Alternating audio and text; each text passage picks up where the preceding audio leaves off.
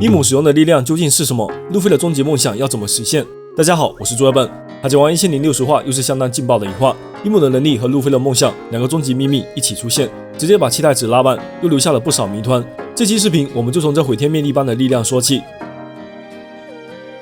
1060话，这个伊姆发动大招的镜头，注定成为海贼王的名场面。有不少小伙伴已经发现了，垂下的光线正好是16条，与同为天龙人的多弗朗明哥终极大招16发神圣凶弹神诛杀数量一致。16这个数字与天龙人之间似乎存在某种联系，经常在制裁他人时出现。明哥一直想要成为王，还想要夺取玛丽乔亚的国宝，来获得世界的实权。他的种种行为似乎都在模仿着现任世界之王伊姆。自漫画906话首次登场，伊姆就成为了最终 BOSS 的热门人选。终于在1060话，他拿出了匹配其地位的恐怖能力，几乎在一瞬间就毁灭了一座岛屿，在惊呆一众读者的同时，还留下了巨大的谜团。这股力量到底是什么？不妨先来看看漫画中留下的线索。当时海军跟踪到萨博本人正处于露露西亚王国，吴老星听到消息后，反应先是惊讶，随后又有点惋惜的味道。其中一个人还说萨博不走运，这说明他们已经提前知道露露西亚王国将会被伊姆毁灭。回到908话，当时吴老星见伊姆的时候，就询问是否决定好必须抹除的灯火，联系到前面另一位吴老星大扫除的说法，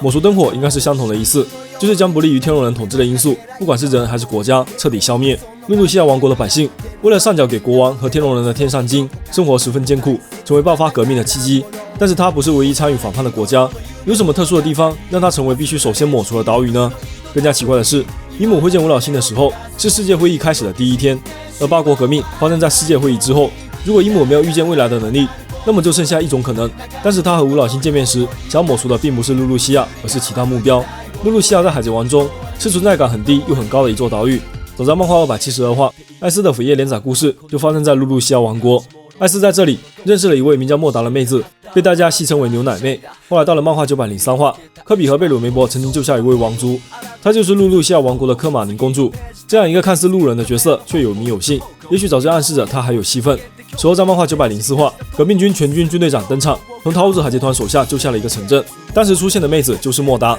这里也正是露露西亚王国的一个港口城市。而在这一话还透露出一个特别重要的信息，露露西亚王国就在革命军临时大本营卡马巴卡王国附近。既然这两座岛屿挨得这么近，有没有可能伊姆最初的目标是卡马巴卡呢？自从巴鲁迪哥被摧毁后，龙就带着干部来到了卡马巴卡，还召集起了4大军队长。这个时候是将革命军一网打尽的绝佳机会。我们在之前1058话的分析里就认为，海军通过某种手段已经发现了龙和革命军本部所在的地方，但吊诡的是，海军和世界政府都没有发起进攻，而是选择了监听，想要寻找萨博的行踪。这就说明了，此时在吴老星眼中，萨博的威胁程度甚至比龙更高，而他的威胁就来自他所见到的虚空王座的真相。虽然对拥有上帝视角的我们来说，都知道伊姆才是世界政府的王，但对海贼王的世界来说，世人都以为吴老星就是最高权力，伊姆的存在是不为人知的。虚空王座就是以无人入座来象征和平，然而有人坐在那里，也就意味着世界政府之前的做派都是谎言。这件事如果传播出去，影响力丝毫不亚于引发了八国革命的寇布拉事件，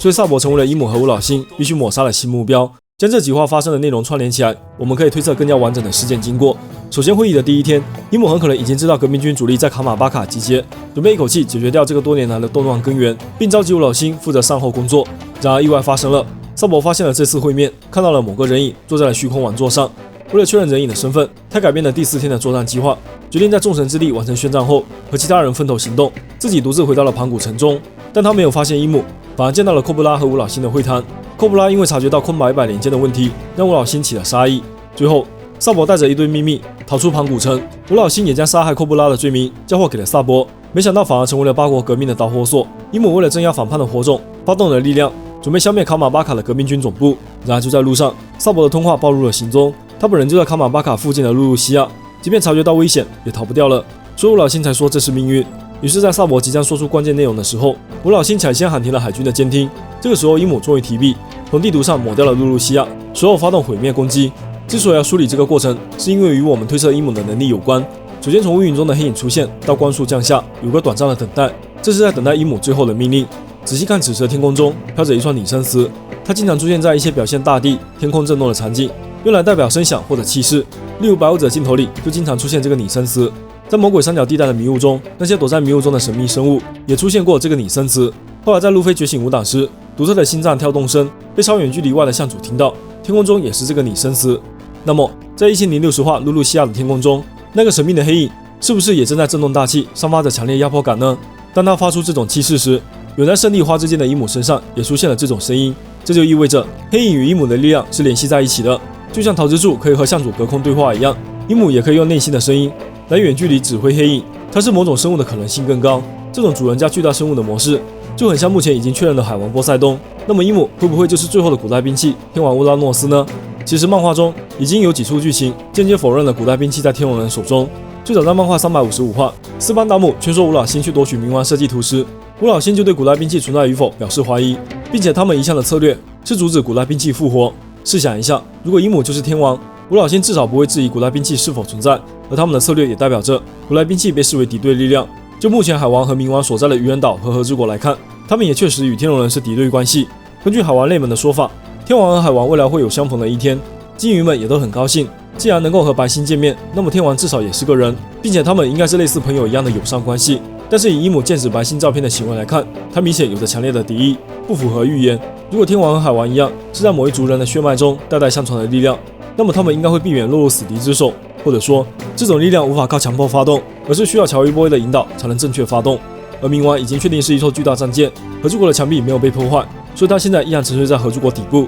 因此就目前的线索来看，没有证据能够支撑伊姆掌握着天王。如果仅从攻击从天空发动就认为是天王的力量，多少有些草率。要知道恶魔果实的力量也完全可以达到相似的结果。这里我更倾向于伊姆所掌握的力量就是明哥所说的能够掌握世界实权的天龙人国宝，是一种尚未正式露面的新武器，并且根据我们前面的分析，它很有可能是某种生物。不知道大家有没有注意过一个问题，为什么天龙人要叫天龙人呢？这些肥头大耳的世界贵族明明身上没有半点龙的模样，却自称天龙，并且代表他们的徽章是天翔龙之体，是一个看起来很像龙爪的标记。如果以海贼旗的思路去看待天龙人的称号和他们的徽章，标记往往是船长的特点，那么有没有可能天龙人之所以能够在800年前征服世界，是因为拥有某种跟天龙这个符号有关的力量呢？天翔龙之体直观上来看就是一个4爪的龙首，海贼王中凯多的青龙形态就是4爪，而4爪也是很典型的西方龙特征。但是在庞克哈萨德就曾经出现过2条西方飞龙，它们都是贝加庞克制造出来的人工生物，据说天龙人很喜欢它们。其中还有一条龙，沙鲁斯的眼神与伊姆一模一样，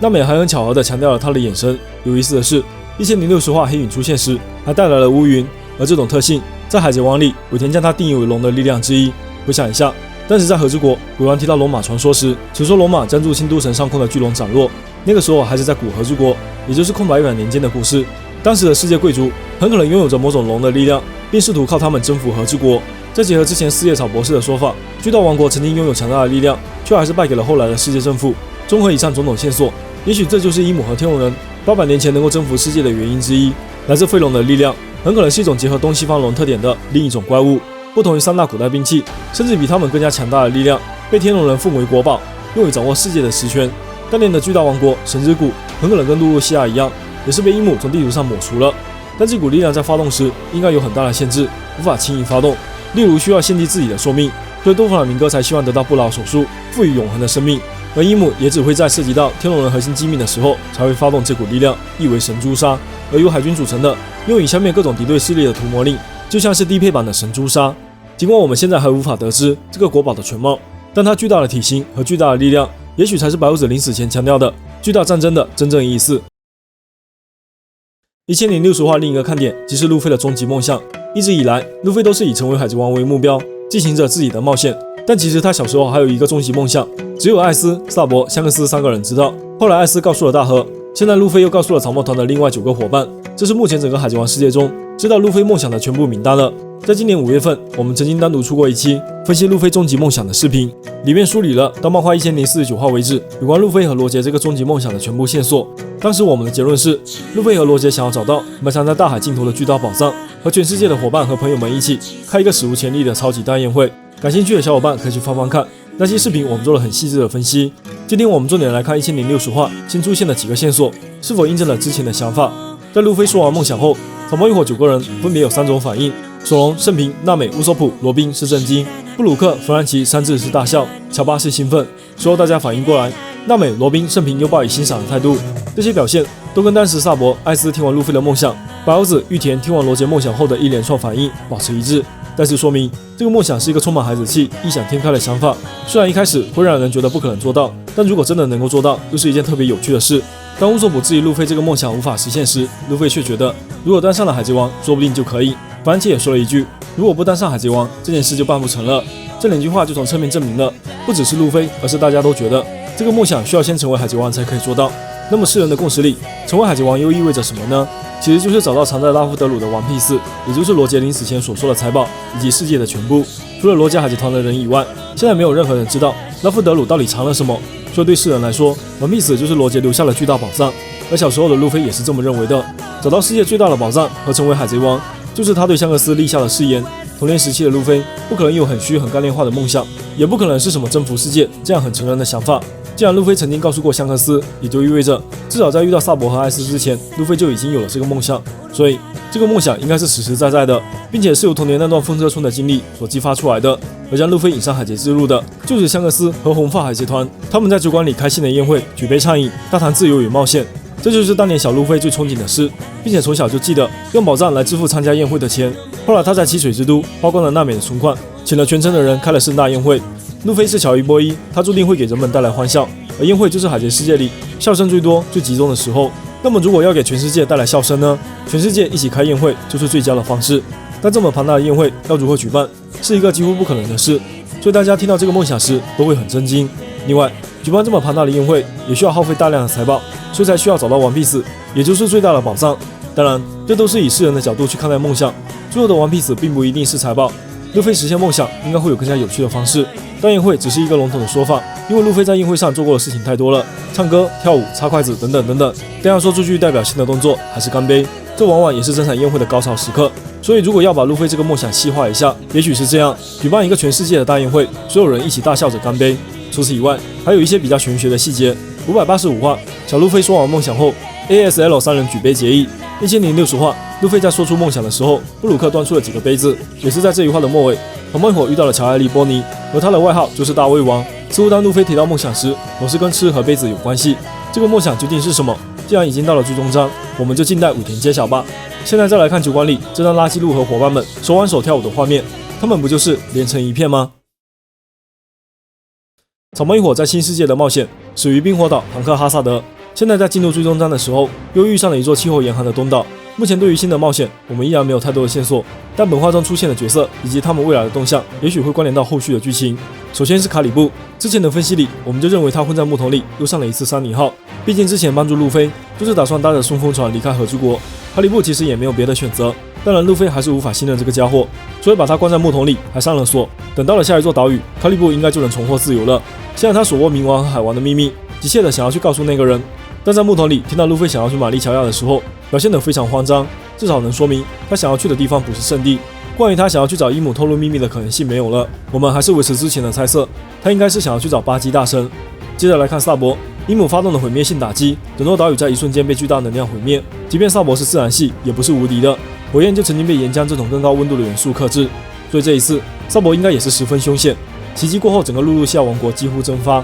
岛上除了他以外，估计没有活口了。当年小萨博出海时，就是被天龙人炮击，摧毁了整艘船。这一次的袭击就像是一种重演。上次救走萨博的是龙，这次会是谁呢？其实陆西亚王国不远处就是革命军所在的卡马巴卡。发生了这种巨变，革命军的伙伴们不会无动于衷，一定会立刻出航去探查陆西亚王国发生的一切，萨博就有可能获救。本画萨博的通话还有一个细节，通信没有加密。尾田特地让海军强调了一下，萨博没有用革命军常用的白电话虫对通话进行加密，印证了我们在1058话那些分析的观点。萨博不加密的通话，无论是有意还是无意，都会将自己与龙对话的内容透露给海军。他不仅强调自己不是杀害科布拉的凶手，并且还说在虚空王座上看到了惊人的东西。虽然话还没有说完，但仅凭这两个线索，已经足够让调查组的黑马去追查更多真相了。其结果就是导致赤犬以及他所率领的海军继续与世界政府加深矛盾。